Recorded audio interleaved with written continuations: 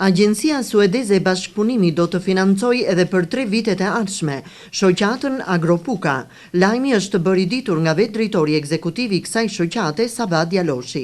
Duket se ka qenë serioziteti dhe korrektësia në zbatimin e projektit gjatë 3 viteve të shkuara, ajo çfarë ka ndikuar që fondet e qeverisë suedeze të vijojnë edhe gjatë 3 viteve të ardhshme.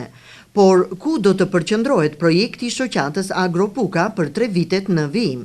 4 element kryesor janë, është zhvillimi organizativ, si quhet, ose zhvillimi vetë organizatës dhe ndonjë organizate tjetër, është do mbështesim zhvillimin e disa bizneseve në zonat rurale, në njëjtën kohë është lobingu dhe avokatësia për fermerët dhe për rrethin e Puks, dhe një ndër pikat kryesore që do ketë mbështetje dhe 50% e gjithë programit do fokusohet është mbështetja e përfuqizimin e grave.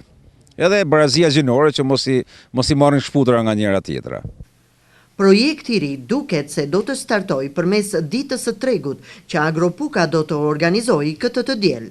Ditën e diel, Agropuka me mbështetjen e këtij projekti organizon një ditë tregu ku janë ftu grupet e kooperimit Agropukës, kryesisht grave, edhe disa gra që merren kryesisht me përgatitjen e punimeve të dorës.